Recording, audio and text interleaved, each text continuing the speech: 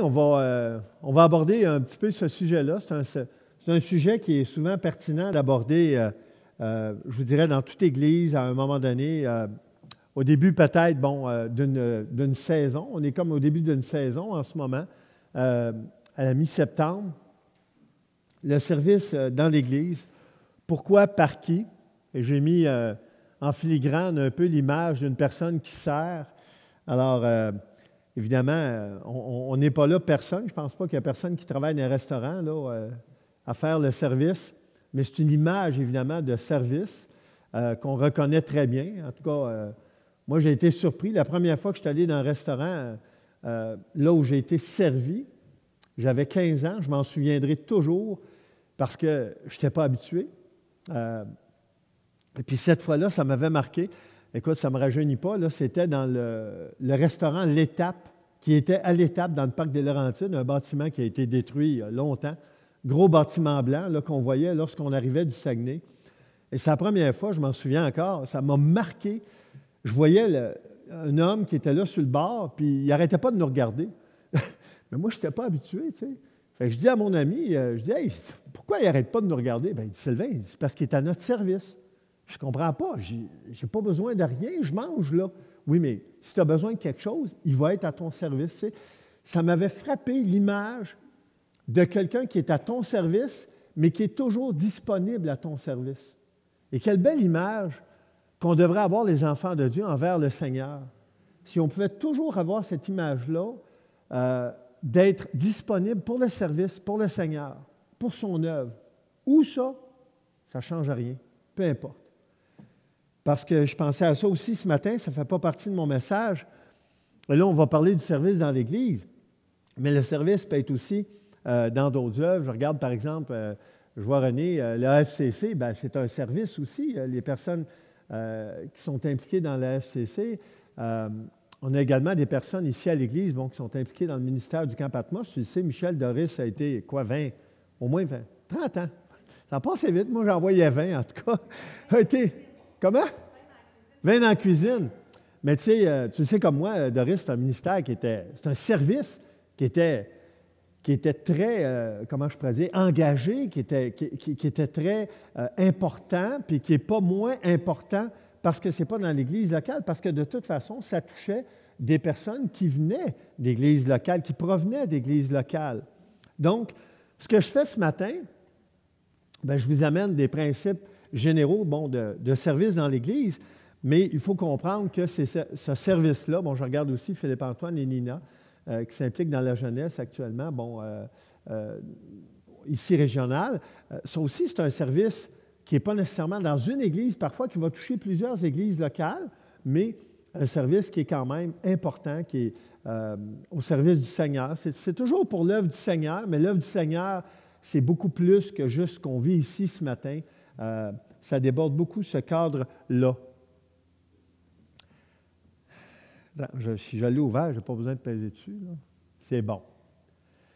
Et je débute en vous lisant ce passage. En fait, quand je mets extrait, c'est parce que je ne mets pas tous les mots nécessairement du verset. Je n'en rajoute pas en passant. Je fais juste mettre les mots qui concernent pour éviter de surcharger ma diapositive. Et c'est l'apôtre Paul qui dit, on raconte comment vous vous êtes convertis à Dieu en abandonnant les idoles pour servir le Dieu vivant et vrai. Pour servir le Dieu vivant et vrai. Et la deuxième partie est super importante du verset. Et pour attendre des cieux son Fils qui l'a ressuscité des morts, Jésus, qui nous délivre de la colère à venir. Imaginez-vous, il y a 2000 ans, l'apôtre Paul rappelait aux Thessaloniciens qu'ils sont appelés à servir, mais également qu'ils ont une espérance. Et imaginez cette espérance-là, on le sait aujourd'hui, qu'elle devait attendre au moins 2000 ans. Mais lui, l'apôtre Paul, il ne savait pas. Alors, il les encourageait avec cette comment je pourrais dire, cette vision-là ou comment je pourrais dire, là, cette approche-là de dire, OK, vous servez, mais servez en attente du retour du Sauveur, parce qu'il revient vous chercher. Il revient nous chercher. Et ça, c'est important parce que, vous savez, parfois, ce n'est pas toujours facile servir, ce n'est pas toujours facile servir dans une œuvre. Je fais encore référence à Doris. Je sais, Doris, pour en avoir entendu parler, qu'à travers tes 20 années de service au camp, ça n'a pas toujours été des années faciles. Et parfois, bon, il y avait des années relativement faciles, mais des moments difficiles dans des années qui étaient peut-être plus faciles. Alors, c'est la même chose dans l'Église locale. On doit avoir cette perspective, c'est ça le mot que je cherchais tout à l'heure, cette perspective-là. Également, c'est un verset qui nous parle beaucoup parce que ça dit au début, comment vous vous êtes convertis à Dieu pour servir. Tu ne peux pas servir avant de te convertir. Ça ne fit pas. Ça ne fit pas. C'est comme quelqu'un qui irait servir dans l'armée, mais qui n'aurait pas fait sa formation militaire. Ça ne ferait pas. Là. François, notre fils aîné, a fait une formation militaire et après ça, il a servi comme militaire. Alors, il faut que tu sois en premier équipé, formé, diplômé, on va le dire comme ça a été mentionné, je pense, ce matin, le mot, et après ça, tu peux servir. Alors, si quelqu'un dans la salle, parce que plusieurs personnes, je ne connais pas l'état de votre cœur à tous et chacun, ne vit pas, n'a pas vécu cette conversion à Dieu, cette nouvelle naissance, bien, la première chose à penser, ce n'est pas comment je peux servir, c'est comment je peux premièrement me convertir à Dieu. Et le mot est là, convertir à Dieu en abandonnant les idoles. Pourquoi? Parce que quand quelqu'un se convertit, bien, il est appelé à faire un virement à 180 degrés, il s'en va dans une direction, il doit aller après ça dans l'autre direction. Bien, ça implique de s'attacher au Seigneur, mais également de se détourner de notre vie passée. Et c'est pour ça que Paul dit ici, en abandonnant les idoles pour servir le Dieu vivant et vrai. Et j'aime ça parce que Paul il aurait pu dire pour servir Dieu. Mais il rajoute deux qualificatifs pour servir le Dieu qui est comment? Qui est vivant et qui est vrai. On a besoin de vérité dans nos vies. On a besoin de vérité plus que jamais. Hein? On a tellement accès à de l'information puis de la connaissance en 2020, on ne sait plus où donner de la tête parfois. Et on cherche quoi? La vérité. La vérité est dans la parole de Dieu. Ça a été dit ce matin, et je le répète, la vérité est dans la parole de Dieu. C'est là qu'est la vérité. Il faut faire très attention avec toutes les sources d'information qui sont véhiculées par les humains. Il y a beaucoup de mensonges. Pourquoi? Parce que l'être humain aime manipuler les autres êtres humains et aime arriver à ses fins, même à travers le mensonge ou les demi-vérités. Et donc, on sert un Dieu qui est vivant et qui est vrai. Et le Dieu vivant, c'est important, même si je ne le vois pas, même si je ne l'ai jamais vu, Dieu est vivant. Vous êtes d'accord avec ça? Dieu est vivant. Et ce n'est pas parce que moi, je ne le vois pas qu'il est vivant, ce n'est pas parce que je ne le ressens pas qu'il est vivant qu'il ne l'est pas. C'est indépendant de moi. Même durant toute la période de ma vie où je ne connaissais pas le Seigneur, il était toujours vivant. Et il était toujours vrai. Et lorsque quelqu'un m'a présenté l'Évangile, puis j'ai ouvert ça, puis il m'a dit, ça, Sylvain, c'est la vérité. Et là, à partir de ce moment-là, j'ai lu ce livre-là comme j'ai lu aucun livre dans ma vie. Écoute, j'ai été à l'université et je peux vous dire qu'on en lisait. Hein? Ceux qui sont passés par l'université, vous savez qu'on nous fait beaucoup lire à l'université. Mais ces connaissances-là sont limitées et ne sont pas toujours vraies. Mais la parole de Dieu, elle est vraie. Et c'est un beau verset, je trouve, qui vraiment nous donne une perspective du service tellement intéressante. On sert, puis même si parfois notre service n'est pas facile, n'oublions pas la deuxième partie. On est là pour servir, mais on attend le retour de notre Sauveur. Et on doit toujours vivre, on doit toujours servir avec cette perspective-là. Seigneur, je suis à ton service, mais bientôt tu viens me chercher. Mais bientôt tu viens me chercher. Et quand tu vas revenir me chercher, je n'aurai plus à me soucier du service. Je l'aurai fait, ça sera terminé. Et vous savez, quand Jésus a dit « tout est accompli », moi je suis convaincu que c'était clair, là. Sa vie, son service, son ministère, son sacrifice, tout avait été donné. Et ce qui est intéressant, c'est que Jésus l'a fait à quel âge? À quel âge? 33 ans. On n'a pas besoin de vivre 80 ans pour servir. On n'a pas besoin de vivre 60 ans pour servir. On n'a pas besoin de vivre... Écoute, le jour où on a perdu une sœur précieuse qui travaillait à l'école chrétienne, Caroline Cox, plusieurs l'ont connue ici, OK? Moi, ça m'a énormément attristé. Liette, c'était encore plus parce qu'elle avait développé un lien d'amitié avec Caroline. Mais on doit Et on l'a compris, mais c'est dur sur le moment que Caroline avait fini quoi? Avait fini quoi son service? C'est dur de l'accepter, cette perspective-là, qu'une jeune croyante, consacrée au Seigneur, cesse son service. Je ne sais pas quel âge elle avait lorsqu'elle avait 29, presque 30. C'est très jeune pour partir. Mais on pense au Seigneur Jésus et on voit que ses disciples ils étaient décontenancés. Ils ne voulaient pas qu'il parte. Mais il a dit, il est avantageux pour vous que je parte. Heureusement que Jésus leur a dit ça, parce que je vous le dis, il l'aurait attaché. Il l'aurait attaché, il n'aurait pas voulu s'en séparer.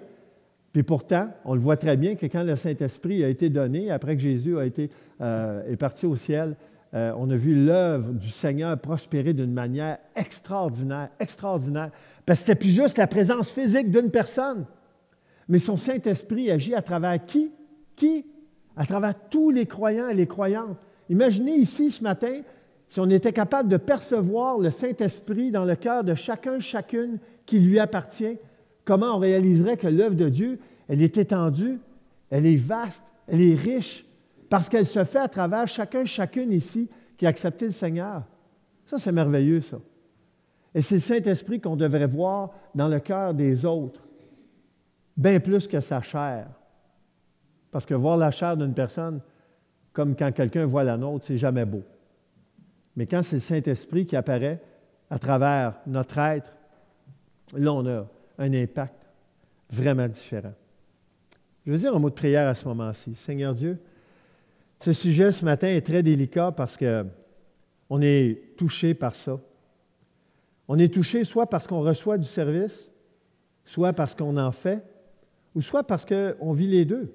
Peut-être qu'on fait du service et qu'on reçoit du service aussi.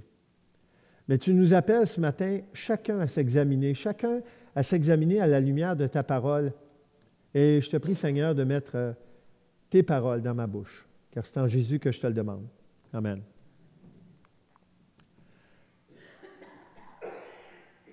L'illustration ici aurait pu être seule dans l'image, tellement qu'elle est forte. Voici ce que je suis, voici ce que vous êtes, ceux et celles qui appartiennent au Seigneur. On est un morceau d'argile et on a un potier extraordinaire qui fait de nous un vase d'honneur. Pas à cause de tes mérites, pas à cause de mes mérites, mais parce que c'est son œuvre, parce que c'est sa grâce, parce que ça fait partie de sa personne à Dieu, d'être un Dieu créateur qui nous transforme, qui nous rend comme il veut. Et ce qui est intéressant, si vous avez déjà vu quelqu'un qui fait de la poterie, c'est que bien souvent, les œuvres d'un potier ne sont pas pareilles. Pourquoi je vous dis ça? Parce qu'on a tendance à se comparer. Et ça, c'est un problème lorsqu'on se compare, particulièrement au niveau du service. Pourquoi? Parce qu'on se dit, mais moi, je ne comprends pas, je fais ça, je fais ça, je fais ça. Puis l'autre, il fait quoi? Puis elle fait quoi? Puis là, on se compare les uns les autres, et soit qu'on se dévalorise, ou soit qu'on s'enorgueillisse. Et ça ne fit pas. On est des œuvres différentes. Et voici ce qui est écrit dans Éphésiens 2,10, un passage tellement connu. Nous sommes son ouvrage. Et ça, c'est important de le réaliser. Je suis son ouvrage et par définition unique. Je suis son ouvrage unique. Il y en a juste un, Sylvain Girard, heureusement, en tout cas, comme moi, là. Je peux vous dire pour Liette, en tout cas, là, et pour mon fils Philippe-Antoine et maintenant Nina. Donc, nous sommes son ouvrage, ayant été créé en Jésus-Christ. C'est en Jésus-Christ qu'on a été créé. Et c'est important, parce que des dieux sur la terre, il peut y en avoir des milliers. Jésus-Christ, il y en a un, et c'est lui qui dérange. Parler de Dieu à n'importe qui, là, il y a bien du monde qui vont vous dire « Oui. Parler de Jésus. Qui tu parles, là? Jésus, mon sauveur. Wow! On vient de toucher la corde sensible. C'est en Jésus-Christ qu'on a été créé par Dieu pour de bonnes œuvres. Et c'est important, vous savez, le pour et non pas par. Parce que si c'était par, on serait sauvé. Pourquoi? On serait sauvé à cause de nos œuvres. Et on sait qu'on n'est pas sauvé par nos œuvres, mais c'est par sa grâce. Mais on est sauvé pour de bonnes œuvres. Et c'est tellement important de voir la perspective, parce que si je réalise que je suis sauvé pour de bonnes œuvres, bien, vous savez quoi? Il y en a pour vous et moi chaque jour. Chaque jour que le Seigneur amène dans nos vies, il y a des bonnes œuvres qu'il a préparées d'avance afin qu'on les pratique. Quelles sont ces œuvres-là? Je ne le sais pas pour vous, mais chaque jour, j'essaie de découvrir celles que le Seigneur a mises dans ma vie. Et ces œuvres-là, parfois, vont être des œuvres très agréables à réaliser. Parfois, ces œuvres-là vont être pénibles. Est-ce que ça se peut? Est-ce que ça se peut?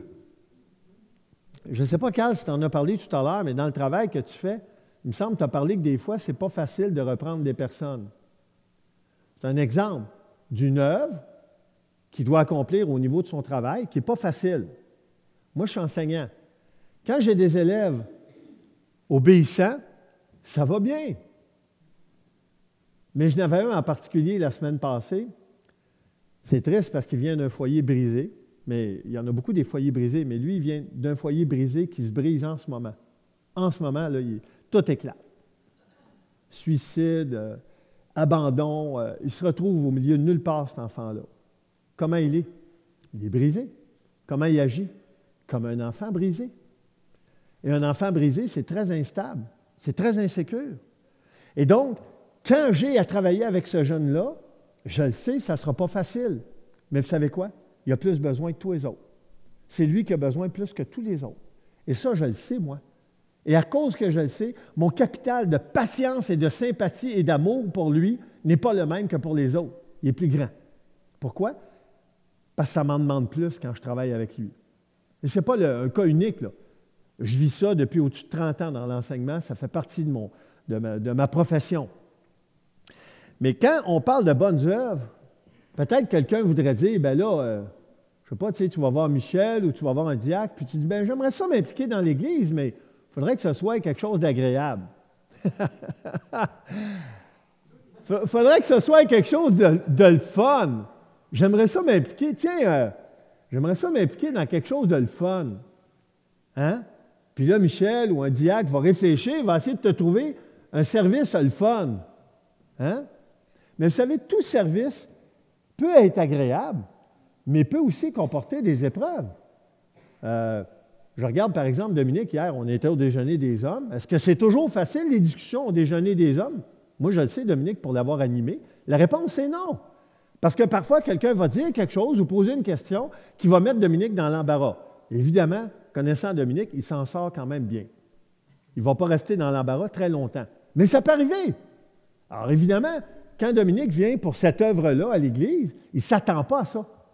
Ce n'est pas son attente. Il n'y a pas d'attente particulière. Il vient pour servir. Mais quand il sert, il faut qu'il soit prêt à tout. Et ça ici, là, si c'est clair, je vous le dis, là, la moitié de mon message est fini. Là. Il me reste 2 diapos, puis c'est fini. Non. Mais regardez la perspective. On est son ouvrage. On a été créé en Jésus-Christ. On a été créé pourquoi? Pour de bonnes œuvres que Dieu a préparées d'avance afin qu'on les pratique. Ces œuvres-là, vous en faites dans vos familles. Hein, je regarde Michel, Doris, vous en faites constamment l'un pour l'autre. Mais le Seigneur veut qu'on aille plus loin que ça. Le Seigneur veut qu'on aille plus loin que juste ce qui se passe dans nos familles. Et le Seigneur nous dit même dans sa parole, si vous faites seulement du bien à ceux qui vous font du bien, qu'est-ce que vous faites d'extraordinaire? Il dit même les méchants font ça. Même les méchants font ça.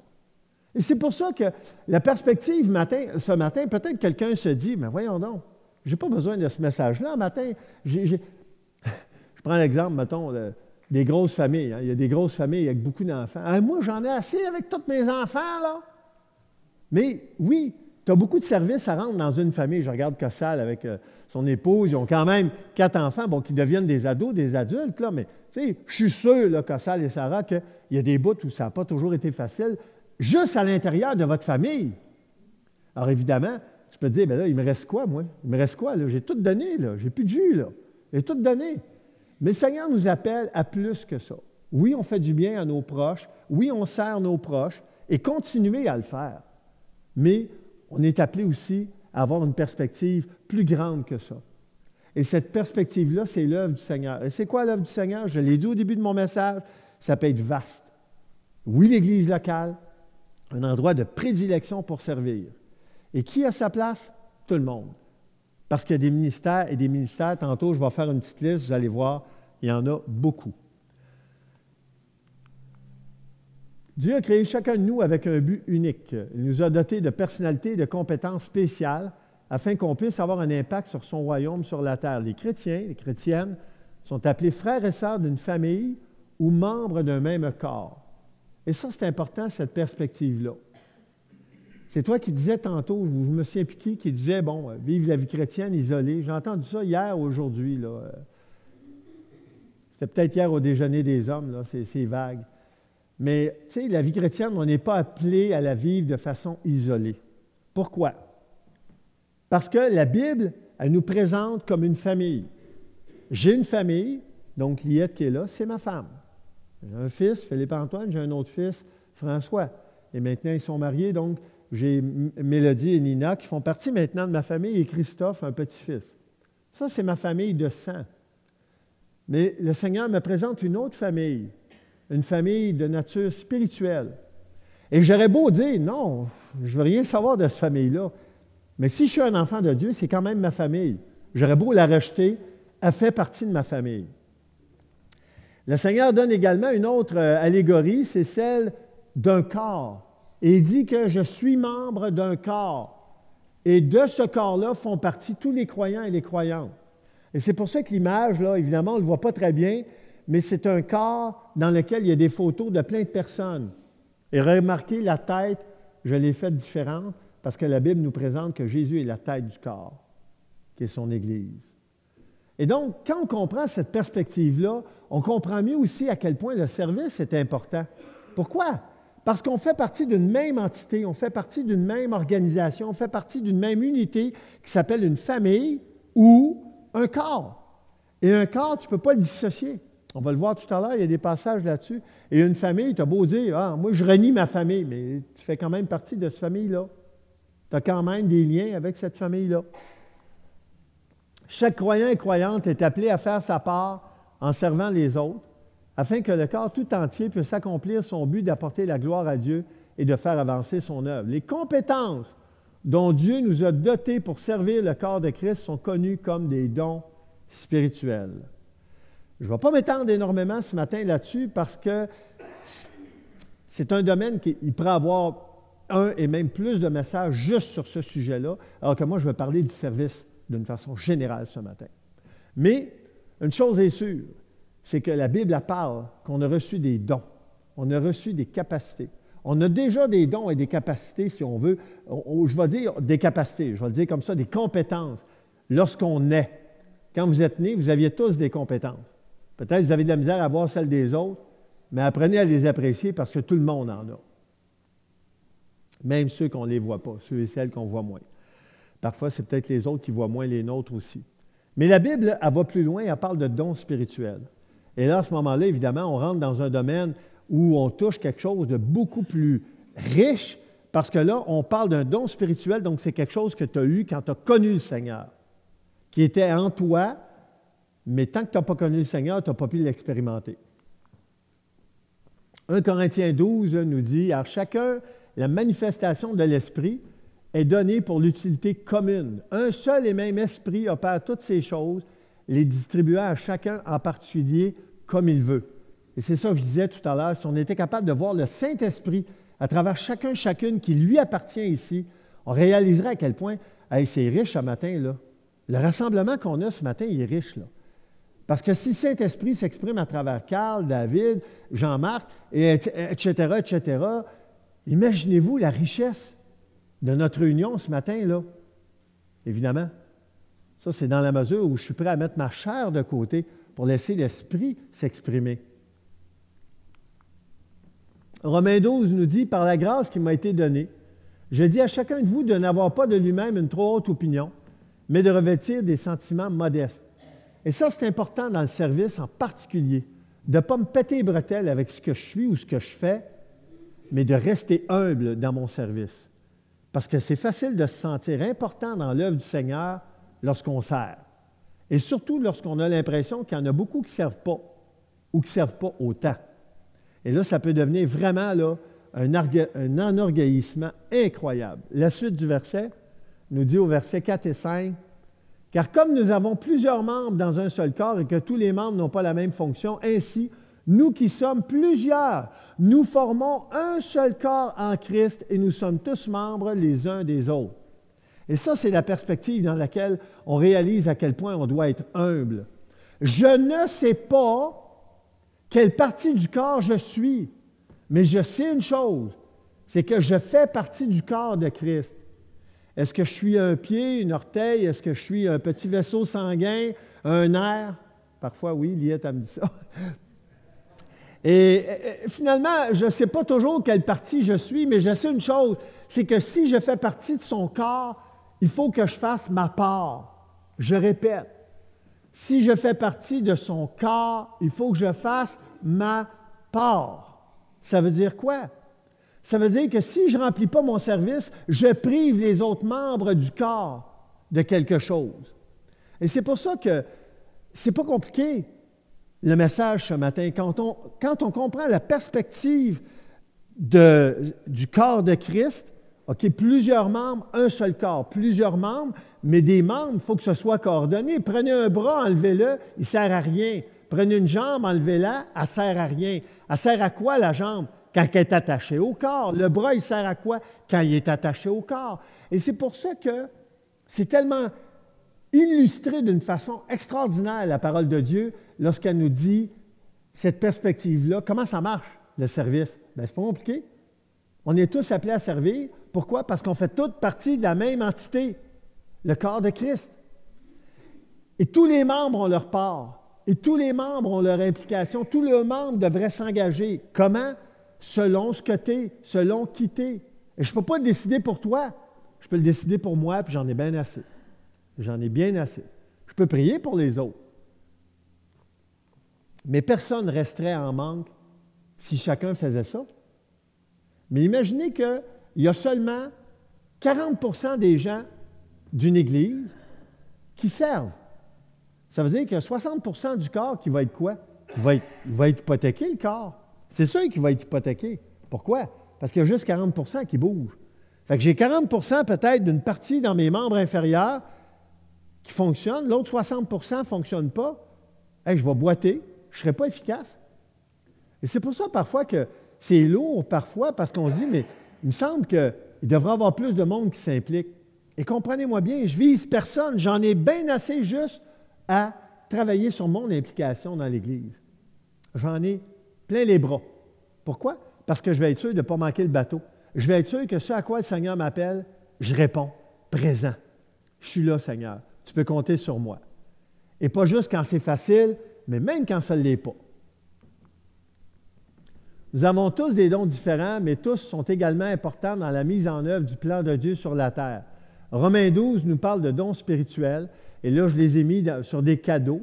Les dons, le service, l'enseignement, l'encouragement, l'exhortation, la prophétie, la direction. Donc, c'est tout. Dans Romains 12, il y a une liste, mais ce n'est pas la seule liste qui nous parle, je vous le disais tout à l'heure, de dons spirituels, dons qui viennent du Seigneur pour son œuvre.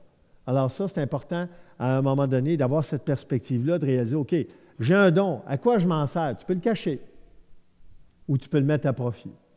On est appelé à le mettre à profit. 1 Corinthiens 12, lui, il nous parle du corps humain, l'Église comparée à un corps, où toutes les parties sont interdépendantes. J'en ai parlé tout à l'heure, mais je reviens là-dessus. Comme le corps est un et a plusieurs membres, et comme tous les membres du corps, malgré leur nombre, ne forment qu'un seul corps, ainsi en est-il de Christ. Nous avons tous, en effet, été baptisés dans un seul esprit pour former un seul corps. Nous sommes membres les uns des autres ce matin, même si vous me dites, non, moi je ne suis pas membre, je n'ai pas été membre à l'Église. Si tu es croyant en Jésus, OK, comprenez-moi bien, la perspective, je ne la donne pas au niveau légal là, par rapport à la constitution de l'Église, mais si tu es un croyant né de nouveau et tu as le Saint-Esprit en toi, bien, tu es membre du corps de Christ ici. Ce n'est pas ton choix, c'est comme ça. Alors, on est un seul corps, plusieurs membres. Imaginez l'importance que chaque membre accomplisse ce pourquoi il est appelé. C'est tellement important. C'est tellement important. Et moi, quand j'ai accepté le Seigneur, j'avais 23 ans, je me souviendrai toujours que la première fois que je l'ai déjà dit, je le répète, parce que ça se peut qu'il y en a qui ne l'ont pas entendu ou qui ne s'en souviennent pas. La première fois que le pasteur est venu me voir pour me demander une implication, c'est René Fré, qui était mon pasteur, celui qui nous a mariés, Liette et moi. Je lui ai répondu cette réponse très agréable à répondre. Je ne suis pas capable. J'ai dit, je ne suis pas capable. Il m'a dit quoi? Je ne suis pas capable. Tu n'es pas capable? Ben, je ne suis pas capable de faire ce que tu me dis. Mais pourquoi? Ben, je ne l'ai jamais fait. Et j'ai répondu ça, bien simplement. Un peu nono, je vous avoue, là, c'est pas fort. Parce que j'étais capable. Mais je craignais de faire quelque chose que je pensais pas être capable. Mais là, il m'a dit, Sylvain, il dit, sais-tu comment tu vas être capable? Ben non, je ne suis pas capable. Ben, tu vas être capable quand tu vas le faire. T'es sûr? Oui, oui. Tu vas voir, fais-le. Et là, je l'ai fait, j'ai dit, c'est-tu correct, là? Ben oui, c'est correct, continue. Ça n'a plus jamais arrêté après. Je n'ai plus jamais répondu, je ne suis pas capable. Parce que j'ai réalisé que c'est une fuite que j'avais. Ma réponse, je ne suis pas capable, c'était une fuite. Je refusais de servir dans l'Église et c'était une fuite. Parce que je me pensais pas capable. Voyons donc, comment celui qui m'a sauvé ne me rendrait pas capable de faire son œuvre à laquelle il m'appelle? Pensez-y, c'est ridicule. C'est comme un prof, tu formes un élève, et je le fais depuis longtemps, puis après ça, je lui demande de faire de quoi? Bon, ben tiens, là, je t'ai montré comment faire ceci, tu veux-tu le faire?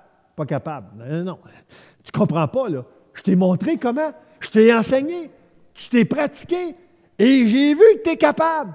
Ah ouais? Oui, oui, oui, oui, tu es capable. Bon, OK, d'abord, j'y vais.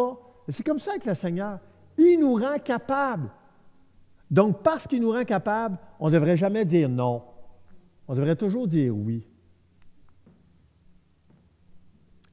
Alors, on l'avait-tu vu, celle-là? Non. Ainsi, le corps n'est pas un seul membre, c'est la suite du verset, mais il est formé de plusieurs membres. Dieu a placé chacun des membres dans le corps comme il l'a voulu. Comme il l'a voulu. Ce n'est pas toi, ce n'est pas moi qui choisis comment Dieu a voulu me placer, mais je fais partie du corps. Ça, c'est important. Maintenant donc, il y a plusieurs membres, un seul corps. Et l'œil ne peut pas dire à la main, je n'ai pas besoin de toi. Imaginez-vous dans l'Église. Parfois, on aurait peut-être le goût de dire à quelqu'un, non, non, je n'ai pas besoin de toi. Mais on ne peut pas dire ça. Ça le dit ici. L'œil ne peut pas dire à la main, je n'ai pas besoin de toi, ni la tête dire aux pieds, je n'ai pas besoin de vous. Et voici la suite. Mais bien plutôt, les membres du corps qui paraissent être les plus faibles, qui paraissent, je l'ai souligné. Pourquoi? Ils paraissent être les plus faibles. Tu dis qu'ils sont faibles? Pas du tout. C'est une perspective.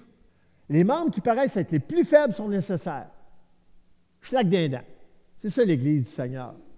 Même si parfois tu as l'impression qu'il y a des personnes qui n'ont pas l'air super importantes dans l'Église, ce n'est pas à toi puis moi de les juger. Le Seigneur va s'en occuper. Toi, fais ta part. Moi, je fais ma part. Pour les autres, le Seigneur s'en occupe. Dieu a disposé le corps afin qu'il n'y ait pas de division dans le corps, mais que les membres aient également soin les uns des autres. Il n'est pas dit ici que les membres sont égaux dans leurs capacités, dans leurs ressources, dans leurs dons. C'est pour ça que ça dit. Mais ça dit qu'on ait soin également les uns des autres. C'est ça que ça dit. Il y a une égalité dans notre service. On est tous appelés à servir de façon égale. On sert. Fait que quand on sert tout le monde, c'est égal, tout le monde sert. Certains de nos dons sont évidents, d'autres peuvent être difficiles à identifier. On peut découvrir quels dons on a, y compris ceux qui sont les plus dominants par la prière, les cours, le service. En fait, c'est en servant souvent qu'on apprend à servir et qu'on voit nos capacités. On peut commencer à servir avant de connaître nos dons, car l'expérience nous donnera un aperçu des domaines où on œuvre le mieux, ce qui nous aidera à identifier nos dons. Une fois qu'on a identifié nos dons spirituels, on devrait trouver un moyen d'utiliser ces dons pour servir dans l'Église locale. On est tous appelés à servir et à le faire, pas n'importe comment, avec amour. On va le voir dans un passage. Un service venant d'un mauvais cœur ne portera pas de fruits à la gloire du Seigneur, mais quand nous servons par amour, Dieu est glorifié par Jésus, notre Sauveur et Maître. Galates 5, wow, va pas trop vite.